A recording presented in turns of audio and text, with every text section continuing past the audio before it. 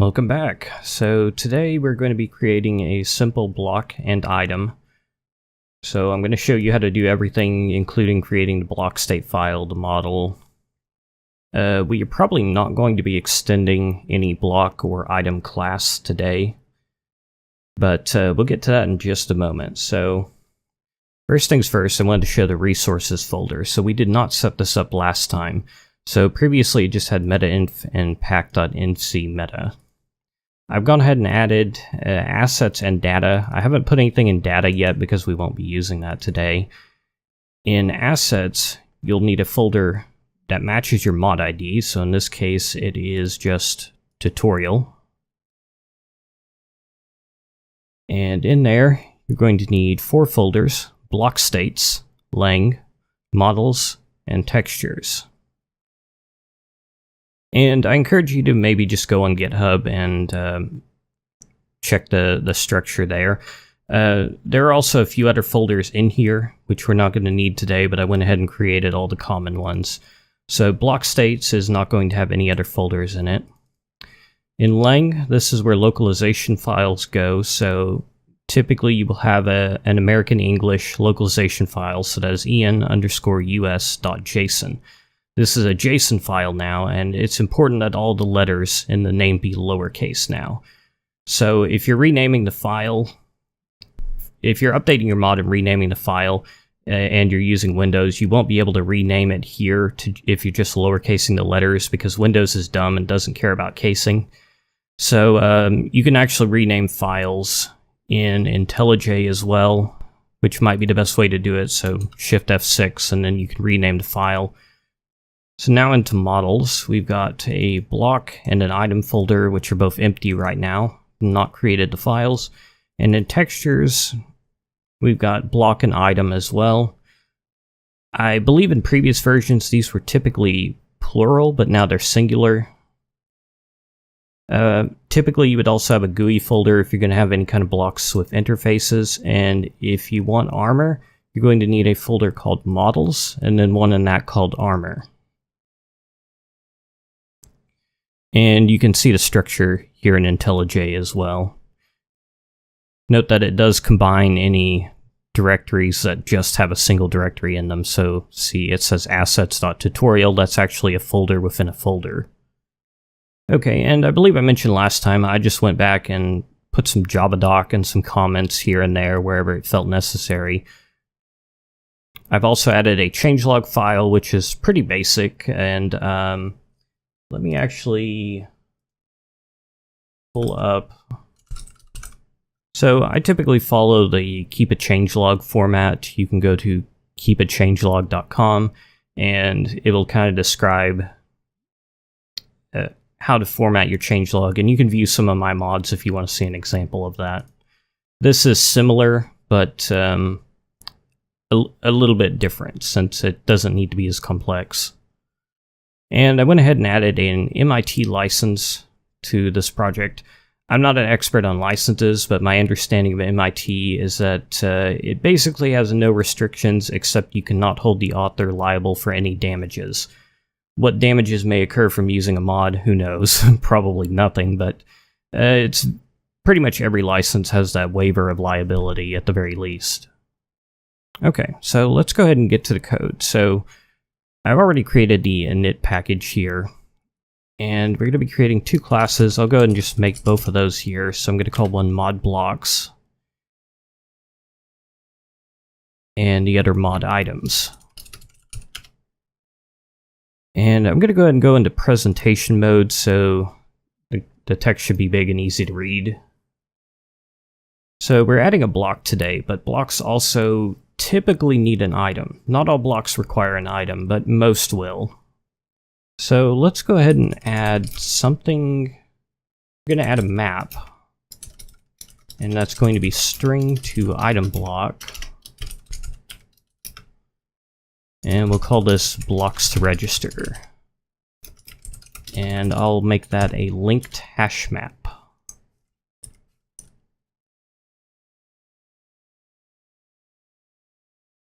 Okay, and a linked hash map is nice because it has an order to it. So the order that we add our blocks in will be the order that we get them back out. So now I'm going to add a couple methods to this class. First, let's make a public static method, returns void, and I typically call this register all. And this will be registry event.register of item.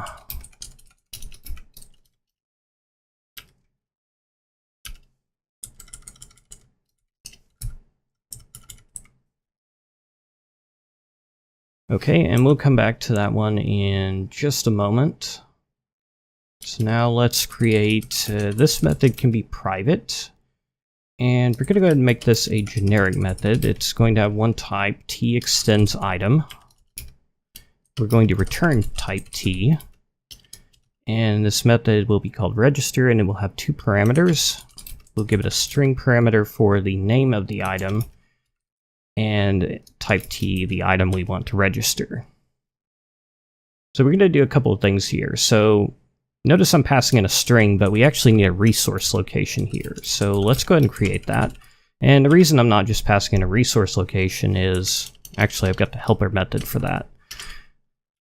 We know what the namespace is going to be. It's going to be our mod, so if you'll remember, this getID method is just getting a new resource location with our mod ID as the namespace. Now we will set the registry name of the item.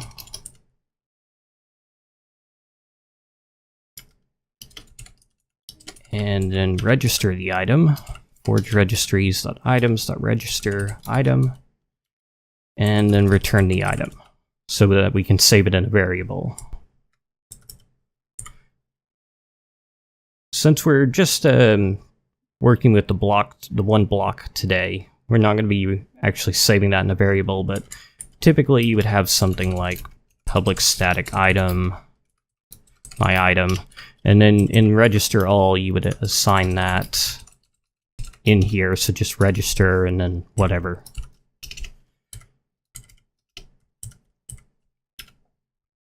You don't necessarily need to save a reference to your item, but in some cases you may need them.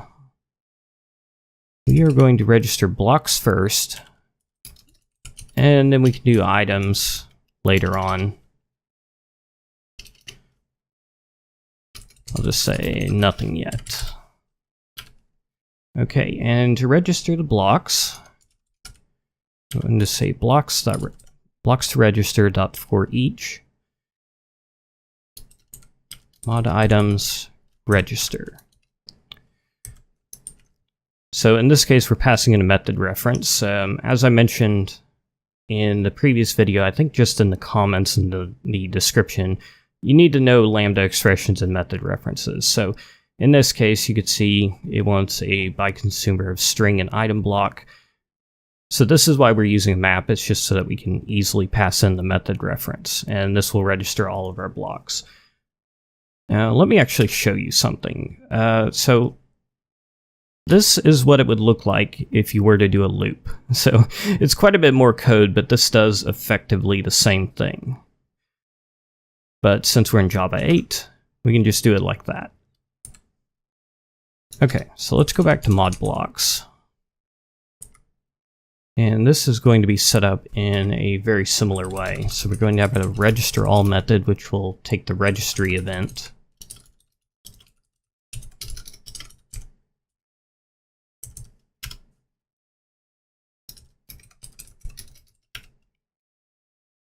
Okay, and we'll come back to that. So let's go ahead and add a register method. And this one's going to be similar to what we had in items, but a little bit different. Actually, let's make that return something. The class I'm looking at does things slightly differently.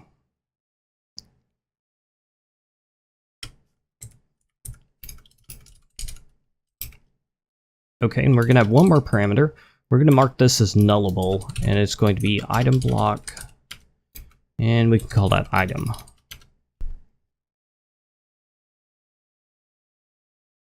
So similar to before, let's get a resource location.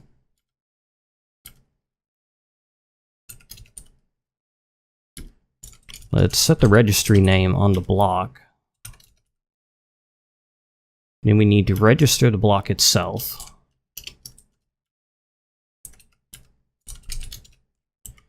Now we're going to say if the item is not null, we're going to add that to mod items blocks to register. So put name item. Okay, now the only other thing, need to return the block.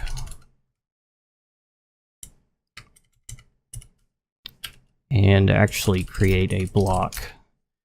I went ahead and created a texture. I think I called it bluestone. Okay. So don't want to assign that here. We'll assign that in register all.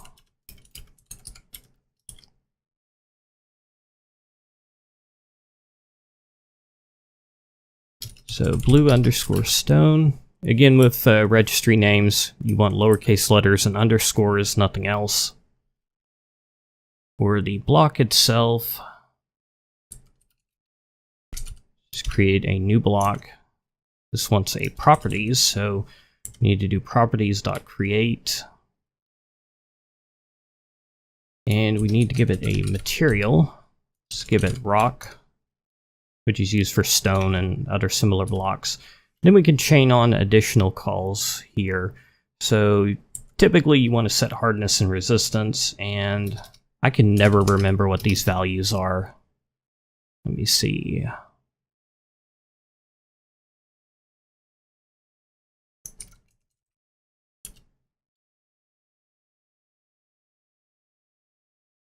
Okay, so I'm in Vanilla's block class here. And you can see things like hardness and resistance here. So that's stone, right? Yeah, so 1.5 and 6. So we'll go ahead and mirror that. It seems like all the stone type blocks are 1.5 and 6.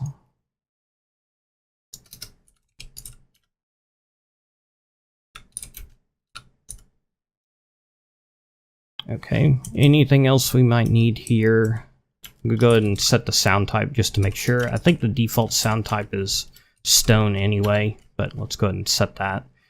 And yeah, we're going to need to clean up this line of code in just a moment. Give me just a second. So we also need to set an item block. Okay.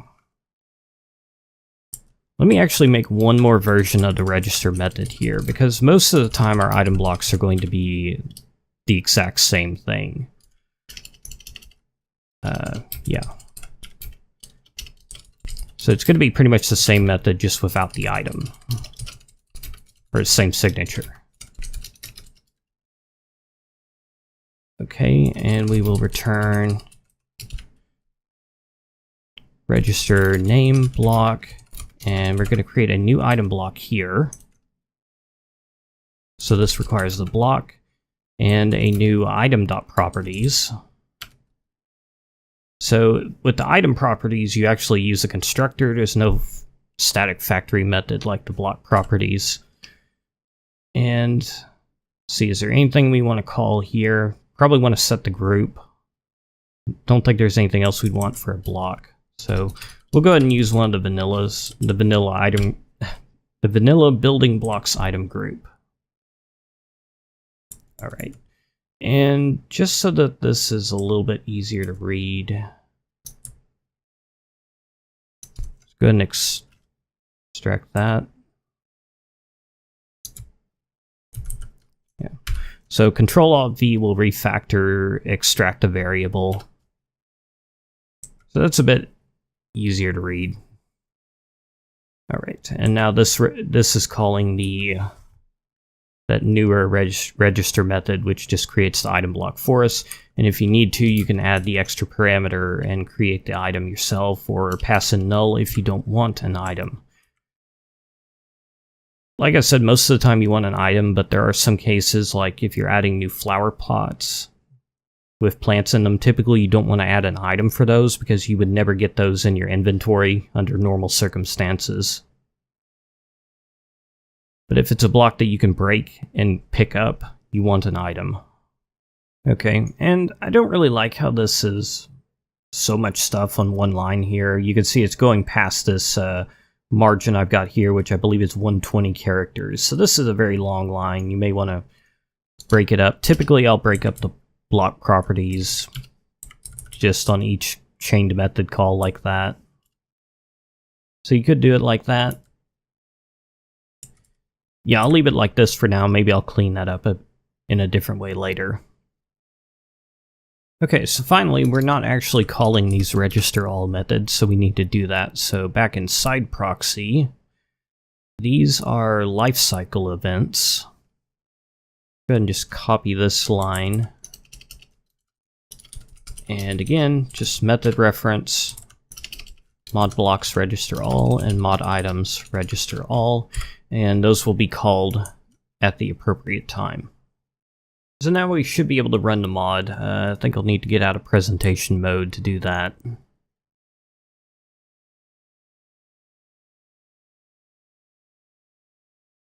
While that's booting up, I was actually referencing Silent Gears code.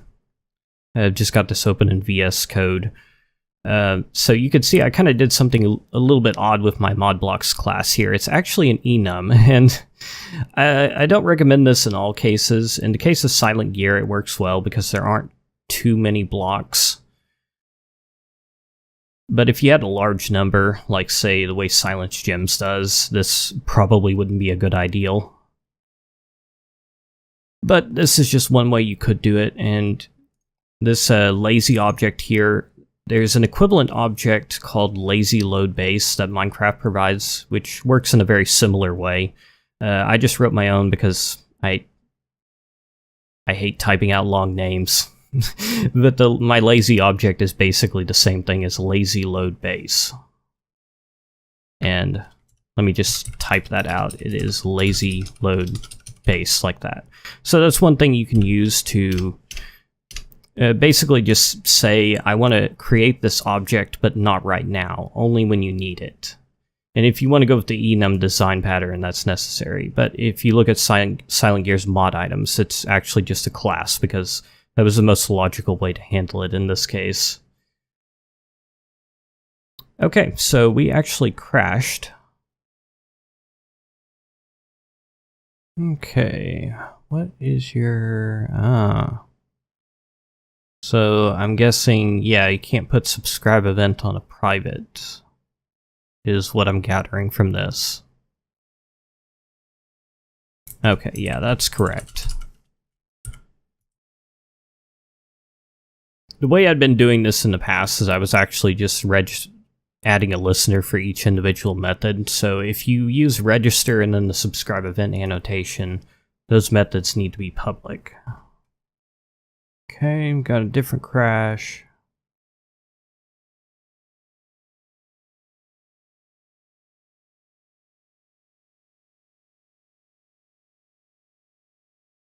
Being added too late. Okay, I think I may know what the issue is here. Okay, so I'm going to add a line at the beginning of register all. And another one at the beginning of mod items. Mod items register all. Okay, let's try that. So I thought that bug was fixed, but I guess it's not. So the registry events are actually firing for... They're actually getting sent to the wrong listeners, I think, is what's going on. So basically what we're just saying is just make sure that we're actually working with the right registry here.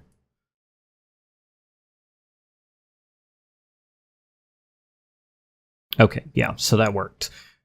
And you may have seen the yellow lines there, which indicate some warnings, which means that our block's model is not getting registered. But the block itself should be there. And there it is. So here's our block. Like I said, doesn't have a model or anything yet.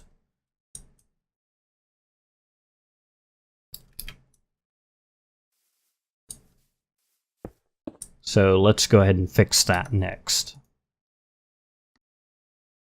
So for a block, we'll need 3 files here. And these will all need to have a name that matches the ID of the block.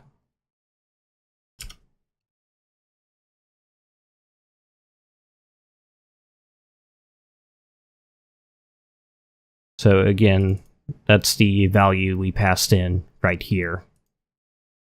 So I'm going to go ahead and I'll just create these files first. So we need one in block states, one in models block, and one in models item. If your block doesn't have an item, you can omit the last one.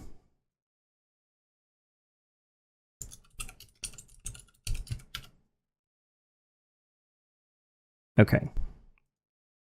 So these files are all pretty simple, but go ahead and go into presentation mode anyway.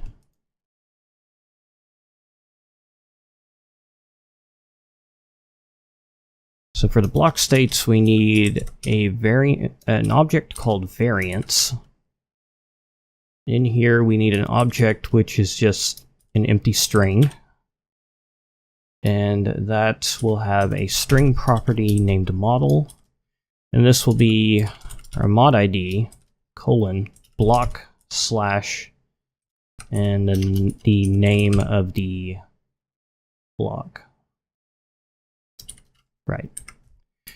So that's a very basic block state file.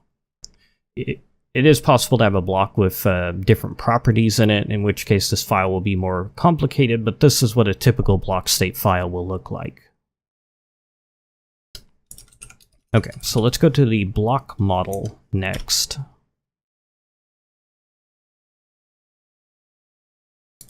Okay, so this will have a property called parent, and there are quite a few different things you can extend here. In most cases, it will be block slash cube underscore all. This is a cube which has the same texture on all sides. And then we are going to specify our textures. This is an object, and for cube all, it has one texture named all, and we're going to point it to tutorial block slash bluestone.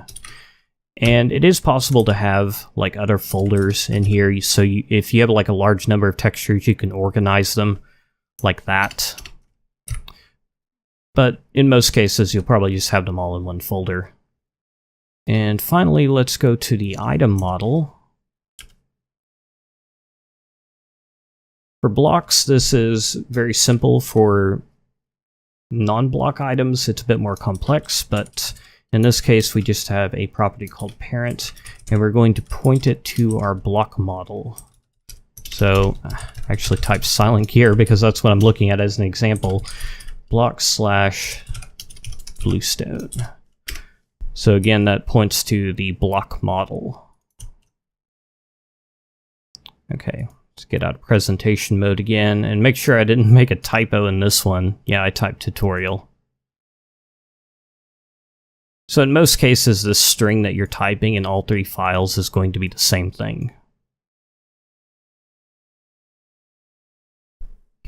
Okay, so let's try running that again. We don't have to write any additional code. All we need to do is create the right files in the right places, and Minecraft will find them.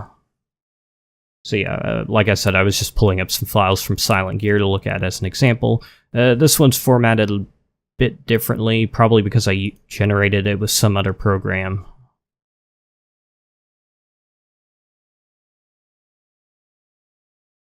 Okay, and here's our block. I don't know if I showed the texture I created. It's just, I don't know what exactly I was thinking. That's just what came to mind.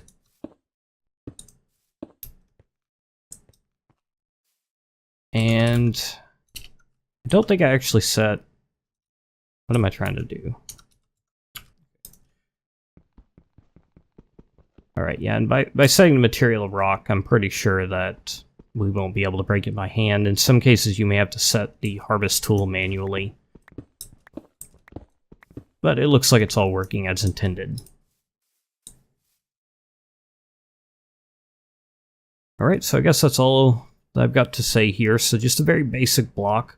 There's a lot more you can do with this. In a lot of cases, you'll want to extend the block class itself, which I showed earlier, and possibly override some of the methods in it. There's a lot of code in this class, and I don't have nearly enough time right now to go over some of the things you can do with blocks. But if you're trying to figure out how to do something in particular, a good rule of thumb is see if vanilla does something. So